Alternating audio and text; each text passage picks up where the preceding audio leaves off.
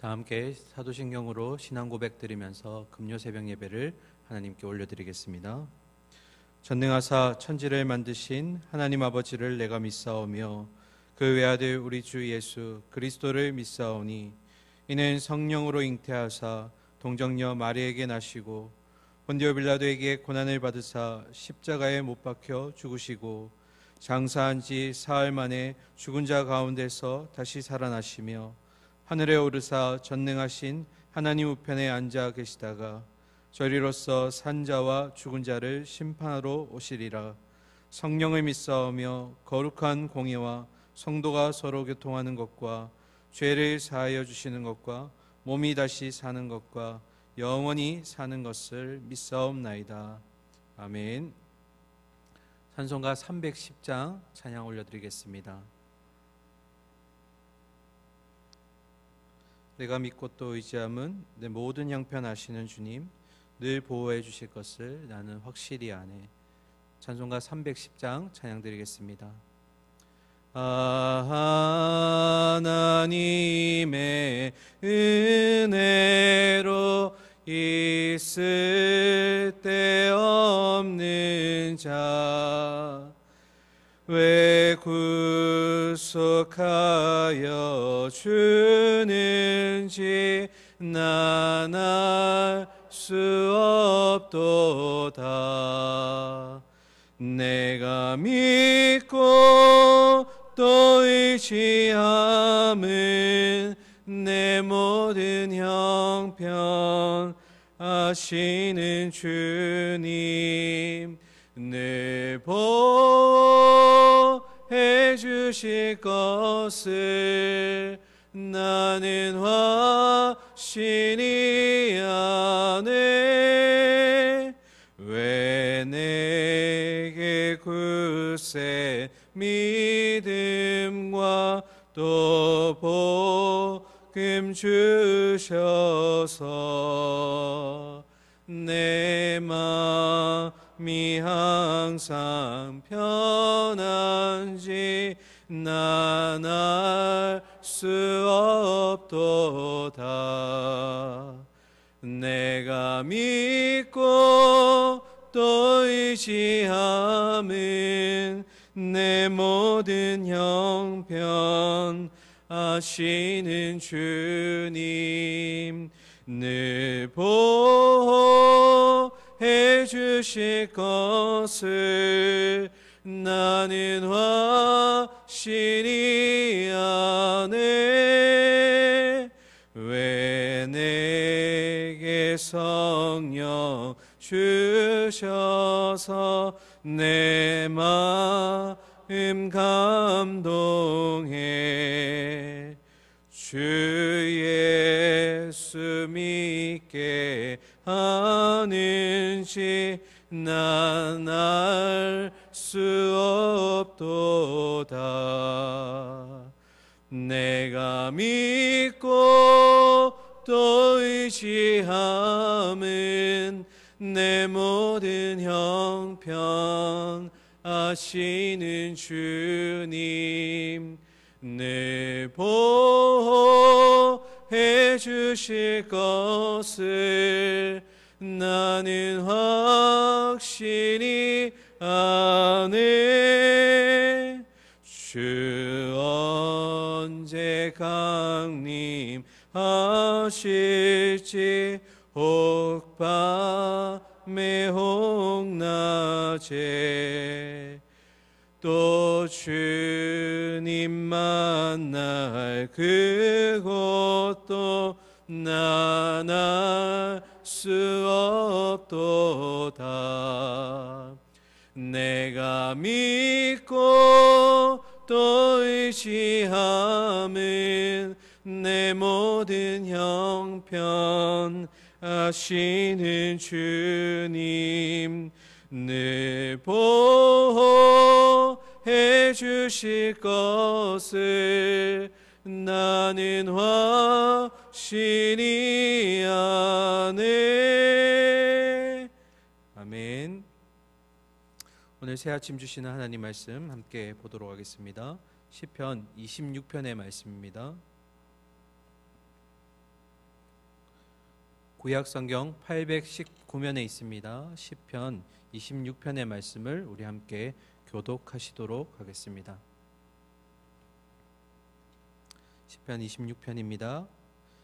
내가 나의 완전함에 행하여 싸우며 흔들리지 아니하고 여호와를 의지하여 싸우니 여호와여 나를 판단하소서. 여호와여 나를 살피시고 시험하사 내 뜻과 내 양심을 단련하소서. 주의 인자하심이 내 목전에 있나이다. 내가 주의 진리 중에 행하여 허망한 사람과 같이 앉지 아니하여 싸우니 간사한 자와 동행하지도 아니하리이다. 내가 행악자의 집회를 미워하노니 악한 자와 같이 앉지 아니하리이다. 여호와여 내가 무죄함으로 손을 씻고 주의 제단에 두루 다니며 감사의 소리를 들려주고 주의 기이한 모든 일을 말하리이다. 여호와여 내가 주께서 계신 집과 주의 영광이 머무는 것을 사랑하오니 내 영혼을 죄인과 함께 내 생명을 살인자와 함께 거두지 마소서. 그들의 손에 사악함이 있고 그들의 오른손에 뇌물이 가득하오나 나는 나의 완전함에 행하오리니 나를 속량하시고 내게 은혜를 베푸소서. 내 발이 평탄한 데에 섰사오니 무리 가운데서 여호와를 송축하리이다. 아멘. 할렐루야. 지난번 평안하셨습니까? 네. 오늘은 새벽에 이른 시간이지만 질문 하나 드리면서 말씀을 시작합니다. 오늘 설교 제목이 주의 인자함이 주시는 완전함입니다. 제목 자체가 좀 어렵죠. 주의 인자하심 참 많이 들었는데요. 주의 인자하심이 뭘까요? 그리고 또 뒤에 이어지는 완전함이라고 했는데요. 1절에 나중에 보시면 다윗이 자신을 향해서 완전하다라고 얘기합니다. 이건 어떤 의미일까? 아침부터 이 제목 자체가 참 어려운데요. 그런데 우리가 여기서 힌트 하나 얻을 수 있는 것은 완전함이 어디서부터 주어진다고요? 주의 인자하심으로부터 주어진다. 그러니까 다윗이 말하는 이 완전함은 근거가 어디입니까? 주의 인자하심입니다.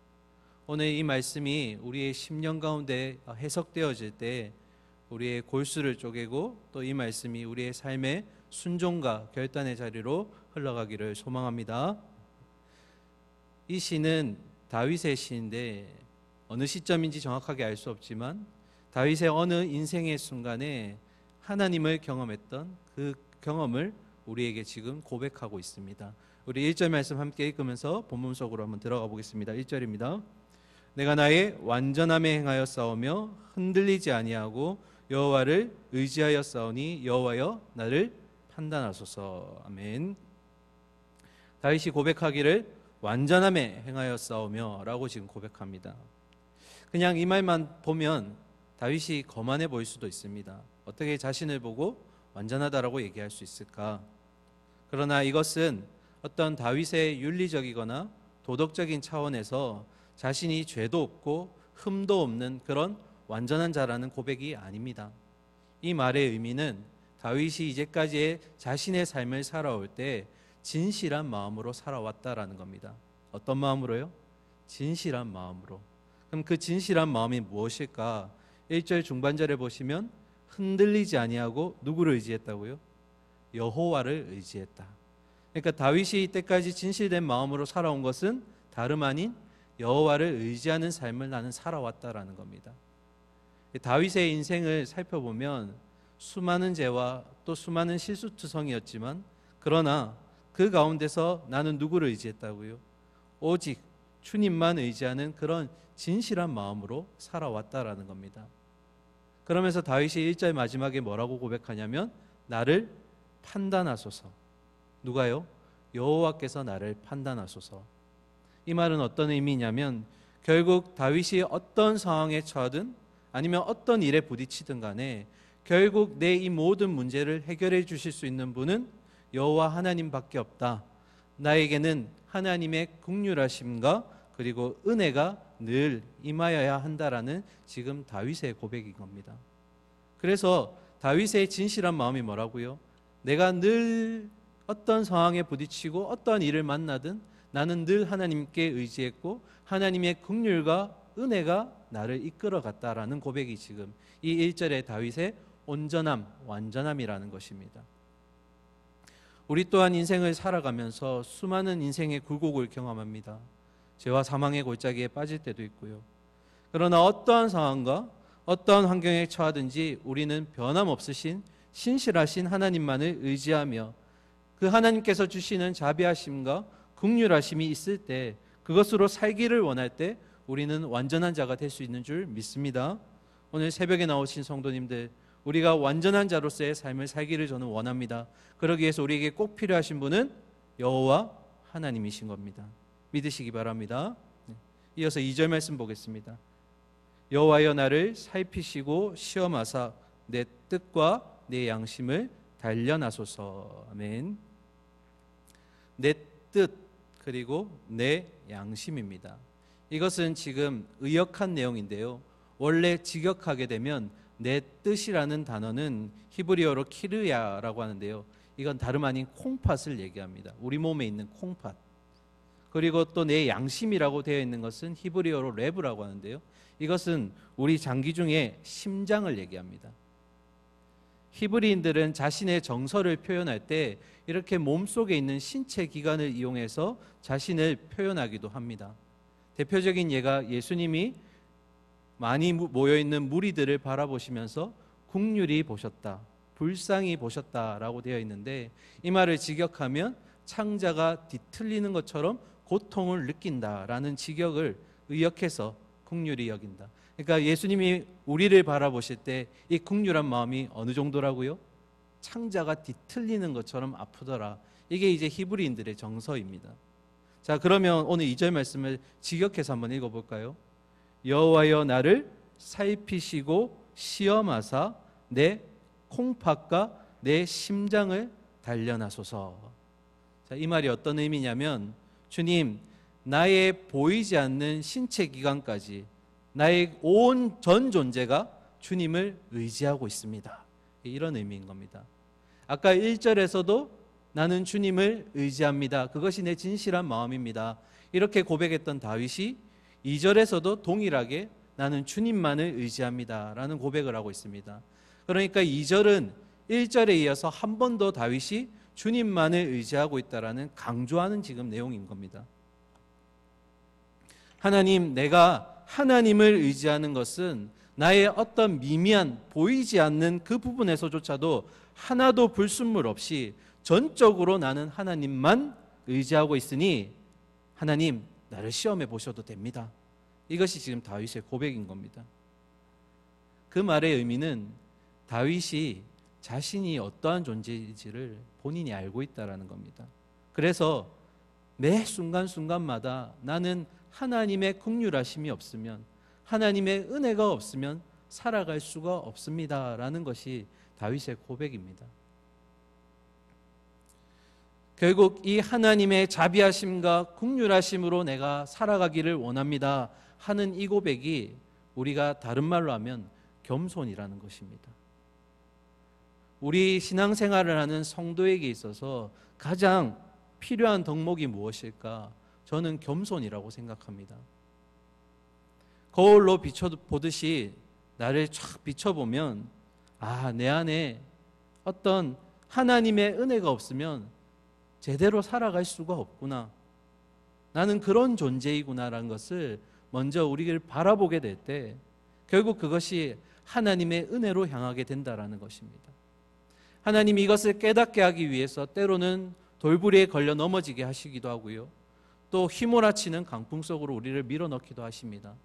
그래서 우리가 우리의 힘으로 안 되는구나 하고 주저앉을 때, 그때 비로소 하나님이 손을 뻗으시면서 우리를 긍휼히 여기셔서 일으켜 세우신다라는 겁니다.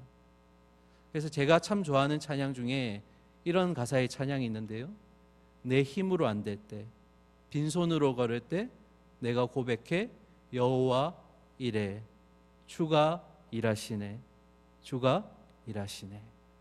어떻게 할 때요?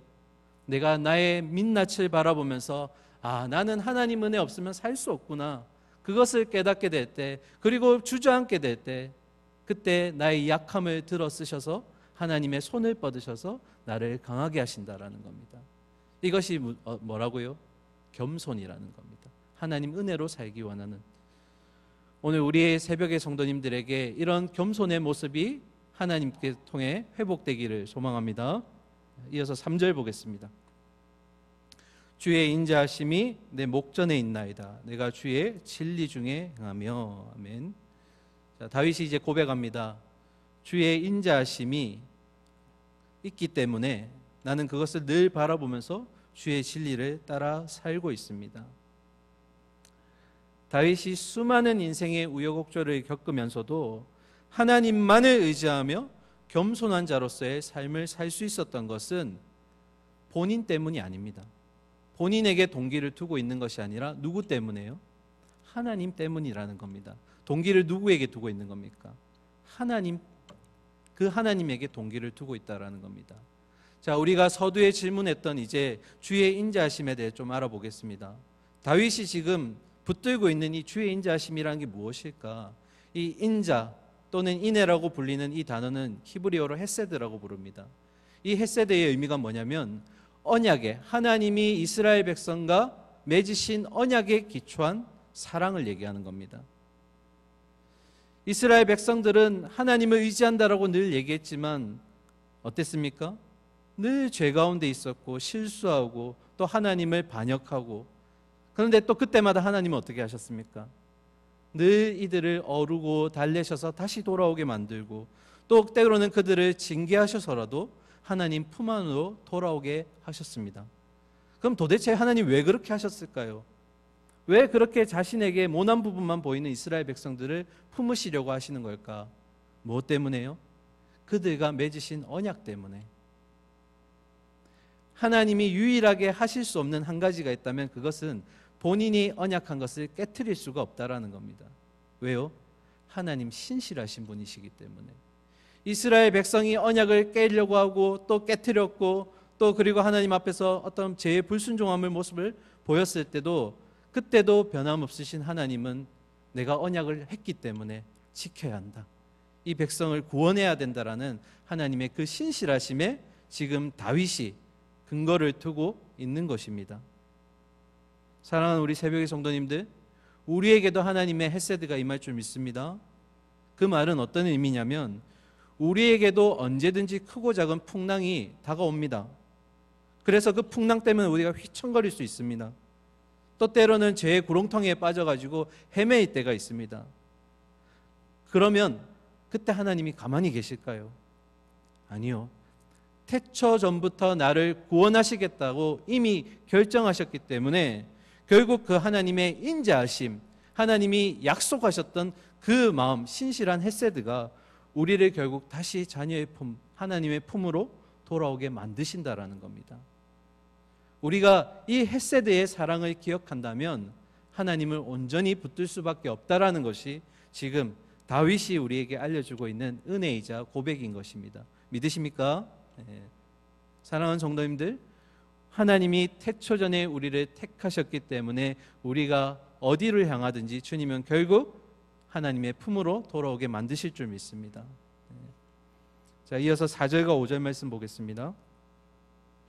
허망한 사람과 같이 앉지 아니하였사오니 간사한 자와 동행하지도 아니하리다. 5절, 내가 행악자의 집회를 미워하노니 악한 자와 같이 앉지 않게 아니하리다. 자, 다윗이 이렇게 고백합니다. 나는 헛된 것을 좋아하는 자들과 한자리에 앉아있지 않고 또 음흉한 자들과도 어울리지 않습니다. 악인들의 모임에는 어울리기를 싫어하고 악인들과 한자리에 같이 앉아있지도 않습니다. 지금 다윗이 악인들과 그리고 그들의 모임은 같이 하지 않고 있다라는 고백을 하고 있습니다.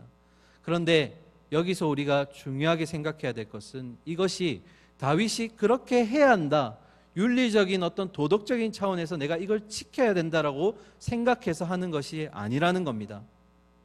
그러면 어떻게 이런 행동이 나왔을까? 그 답은, 그 동기는 8절에 있습니다. 8절 함께 읽으실까요? 8절입니다. 시작. 여호와여, 내가 주께 계신 집과 주의 영광이 머무는 것을 사랑하오니. 아멘. 주의 계신 집과 주의 영광이 머무는 것, 하나님이 임재하신 그 성전을 다윗이 너무 사랑하니까 하나님을 너무 사랑하다 보니까 하나님과 반대되는 것들이 어떻게 해요? 자연스럽게 멀어지게 되는 겁니다. 내가 악한 사람들과 어울리지 말아야지, 악한 곳에 가지 말아야지, 이렇게 의지적으로 하는 게 아니라 하나님을 사랑하고 하나님이 내가 뭘 하면 좋아할까, 뭘 하면 싫어하실까, 이것을 늘 생각하다 보니까 자연스럽게 뭐가 멀어지는 겁니까? 악인들과 멀어지게 되고 악한 곳에서 멀어지게 된다라는 겁니다. 저는 이 8절의 말씀 보면서 어쩌면 신앙생활이라는 것은 굉장히 단순한 거구나, 그냥 단순히 오직 하나님만 바라보면 되는 겁니다.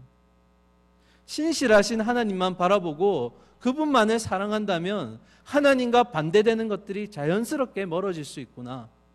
우리 신앙생활 처음 시작하면서 그런 경험들 다 해보셨잖아요.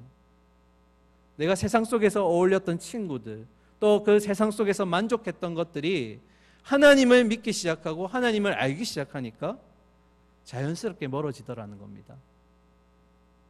사랑하는 사람을 보게 되면 그 사람이 무엇을 좋아할까? 그 사람이 싫어하는 게 무엇일까? 그런 것들을 우리가 생각하다 보면 자연스럽게 다른 것과 멀어지게 되더라는 것입니다. 오늘 사랑하는 새벽의 성도님들, 하나님을 알고 하나님을 사랑함으로써 하나님과 멀게 하는 것들로부터 모두 이별을 통보하시기를 간절히 소망합니다. 마지막 12절 말씀 보고 마치도록 하겠습니다. 12절 함께 읽겠습니다. 내 발이 평탄한 데에 섰사오니 무리 가운데서 여호와를 송축하리이다. 아멘. 다윗의 마지막 고백입니다. 26편의 마지막 고백은 내 발이 평탄한 데 섰습니다. 이 말은 실제로 다윗이 평평한 평지 위에 서 있다라는 것이 아닙니다. 이 의미는 어떤 의미냐면 다윗이 그런 수많은 굴곡진 인생 가운데 안팎으로 몰려오는 수많은 어려움들과 그리고 유혹들 속에서도 오직 하나님만 바라보게 됨으로써 마치 평평한 곳에 서 있는 것처럼 내가 흔들리지 않습니다 라는 고백이 이 12절 초반의 고백입니다. 다른 곳에서 다윗은 이 다른 말로 어떤 고백을 했냐면 내가 요동하지 않습니다. 수많은 어려움이 찾아오고 또 나를 그렇게 흔들지라도 내가 흔들리지 않고 요동하지 않음은 그 신실하신 하나님이 나를 붙들고 있기 때문에, 내가 그런 하나님을 의지하고 있기 때문에 그 진실한 마음이 나를 요동하지 않게 합니다. 이것이 지금 다윗의 고백입니다. 그리고 마지막에 다윗은 이렇게 결단합니다. 무리 가운데서 여호와를 뭐 한다고요? 송축하리다. 어제도 그리고 오늘도 내일도 변함없으시고 신실하게 계셔서 나를 이끄시는 그 하나님을 생각하니 나는 주님을 찬양할 수밖에 없습니다. 사랑하는 성도님들, 신앙생활을 하면서 결국 우리가 끝까지 흔들림 없이 믿음의 이 순례길을 완주할 수 있다면 그 이유는 나에게 있는 것이 아니라 오직 신실하신 그 하나님에게 있는 줄 믿습니다. 어제도 오늘도 내일도 변함없으신 그 하나님께 나를 내어 맡길 때 우리는 지금부터 영원까지 하나님을 향한 감사와 찬양을 드릴 수밖에 없는 것입니다. 말씀을 마무리하겠습니다. 오늘도 변함없으신 하나님의 나를 향한 그 사랑하심이 나를 겸손한 자로 살게 하시고 끝까지 흔들림 없이 이 신앙의 여정을 힘차게 전진할 수 있도록 만들어 주셔서 오늘 하루도 우리 각자에게 주어진 삶의 자리에서 주님의 그 승리와 감사와 찬양을 부를 수 있는 저와 여러분들이 될 수 있기를 간절히 소망하고 축원하고 바랍니다. 아멘. 이 시간 함께 기도하겠습니다. 어제도 오늘도 내일도 변함없으신 그 신실하신 하나님이 나의 아버지가 되어주심에 감사드립니다. 하나님 아버지, 우리의 신앙의 여정 가운데 우리가 강풍 속에 들어갈 때도 있고 또 어두운 골짜기에 죄의 사망의 골짜기에서 흔들리고 낙심할 때도 있습니다. 그때 내 힘으로 안 되는구나, 나에게는 그런 가능성이 없구나 라는 우리가 고백을 하게 되고 우리를 민낯을 바라볼 때 하나님이 우리에게 손을 또 뻗으실 줄 믿습니다. 다시 한번 일어설 수 있는 오뚜기와 같은 우리의 신앙의 모습이 있게 하여 주시옵소서. 그래서 하나님 아버지, 이 믿음의 순례의 길을 끝까지 완주하고 하나님이 주시는 썩지도 쇠하지도 더럽지도 않은 그 유업을 누릴 수 있는 우리 모든 새벽의 동부교회 성도님들 되게 하여 주시옵소서. 하나님 아버지, 하나님만을 의지하며 우리의 각자의 삶의 현장의 자리로 나아갑니다. 우리의 결단과 달리 우리의 외부적인 상황이 또 변화되지 않아 있겠지만 그것을 바라보는 내 시선이 변화되게 하시고 하나님이 바꾸실 것이다, 하나님이 변화시켜 주실 것이다, 그런 믿음을 가지고 또 하루를 살아낼 수 있는 우리 모든 동부의 성도들 되게 하여 주시옵소서. 살아계신 예수 그리스도의 이름으로 기도드립니다. 아멘.